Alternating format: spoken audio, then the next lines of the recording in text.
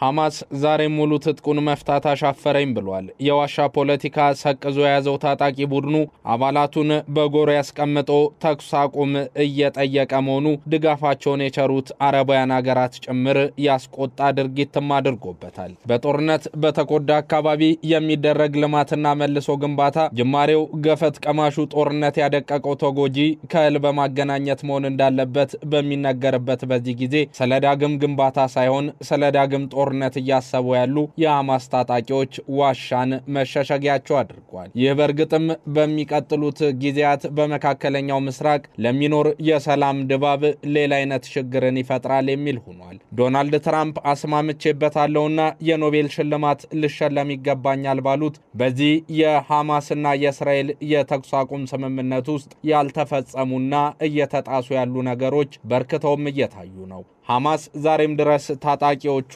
ከጎሬላነት መላቀቅም የተሳናቸው ሆነዋል። ነገሩን በቅጡ መመርመር ያልፈለገችው መላውን የፊሊስጤም ህዝብና ንጹሃንንም በሐማስ የፖለቲካ ንፍቅ ውስጥ ማየት የፈለገችው እስራኤልም ዛሬም በአየር ላይ ቦምብ የሚተፉ አውሮፕላኖቿንና ድሮኖቿን አሰማርታለች። ይህ ታዲያ ነገሩን ወዴት ሊወስዶ ይችላል የሚለውን በብዙ ያስመለከተ 83% ክፍሏ እንዳልነበር የሆነው በርካታ መሰረተ ልማቶቿ በጦርነት የተነጠቀችው ከጠኔ ተቆራኝተው ከሌ ተራራቁ ዜጎችን አቅፋ ስለያዘችው ጋዛ ሲታሰብ ሰባይነት በረድፎች መጀመሪያ ሊቀመጥ እየቻለም አይደለም። በእርግጥም የጋዛ መልሶ ግንባታ ሂደት ውሉም ባለየውና ዛሬም ድረስ ከመከበር ይልቅ መረገጥን ባስቀደመው ተኩስ አቁም ውስጥ ነው ለመተግበር መፍገምገምን እያስመለከተም ነው። ሃሪኬን 4 ከተባለው አጥፊና አውዳሚ አውሎ ንፋስ ጋር የሚነጻጸረው የጋዛ ጥፋት የሰላም አየር እንዲመጣበት የተፈለገ አይመስልም። ጃፓን በሁለተኛው የዓለም ጦርነት የሙሶሊኒና የሂትለር ጥብቅ ወዳጅ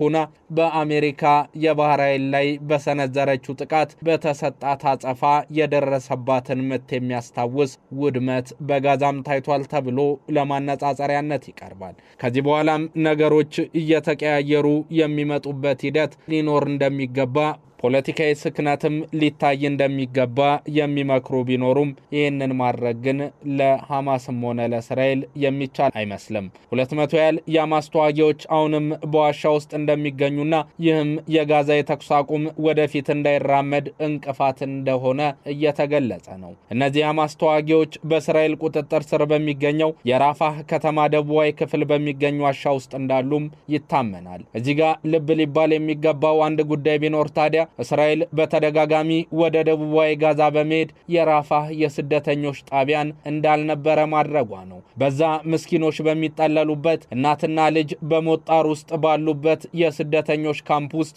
የሚወረወሩ ድሮኖች የሐማስን ታጣቂዎች ሳይሆን ንጹሃንን የሚገሉም ሆነዋል።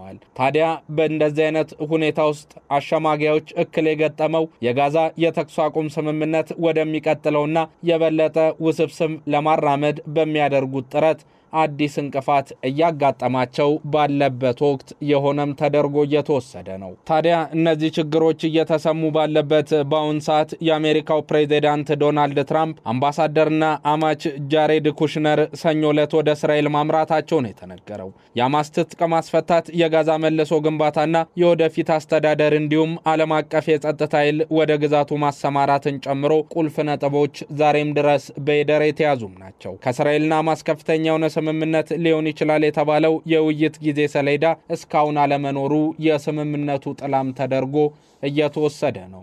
እነዚህ ያልተፈቱ ችግሮች ባሉበት ወቅት በእስራኤል ቁጥጥር ስር ያለውን አካባቢ የሚያመለክተው ቢጫ መስመር ከሚባለው ደቡባዊ ከተማ በራፋ ዋሻ ውስጥ እንዳሉ የሚታመኑ በርካታ የሐማስ ተዋጊዎች ጋር በተያያዘም ሌላ ፈተና ብቅ ብሏል። ባለፈው ሳምንት የአሜሪካ ልዩ መልእክተኛ ስቲቭ ዊትኮፍ ትጥቃቸውን ለሚፈቱ ተዋጊዎች ይቅርታ ሊሰጥ እንደሚችልና ይህ ዋሽንግተን በቀሪው የጋዛ ክፍል ተግባራዊ ለማድረግ ለምትፈልገው ሞዴል ሊሆን ይችላል ያሉት የሰላም ስምምነት በሐማስ ሸማቂዎች ችግር ውስጥ እየገባ ነው። ይህ ሲሆን ደግሞ ይላሉ በግንባታ ወቅት የሚያጋጥሙ ችግሮች ብቻ ሳይሆን ሌሎች ፖለቲካዊ ማነቆች ነገሩን ወደ ውስብስብነት እየቀየሩት ስለመሆኑም አብራርተዋል። ይህ ሲሆን ታዲያ በግንባታ ወቅት የሚያጋጥሙ ችግሮችን ለመፍታት የሚያስችል ፖለቲካዊ ጥንካሬ ብቻ ሳይሆን በጋዛ ያለውን የሰብአዊ ቀውስ የሚያስቆምና የሰላም ድባብ የሚያመጣን ስምምነት መፈራረም በሁለቱም በኩል የሚጠበቅ ነበር።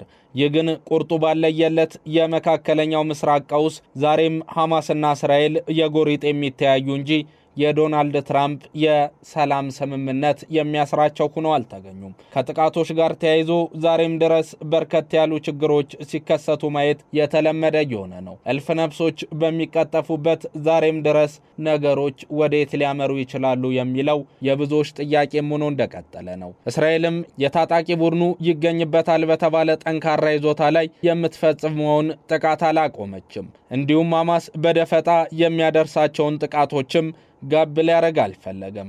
ዛሬም ትጥቅ ለመፍታት ከሐማስ ጋር የሚወራ ሌላ የፖለቲካን ጉርጉሮም ሆኗል።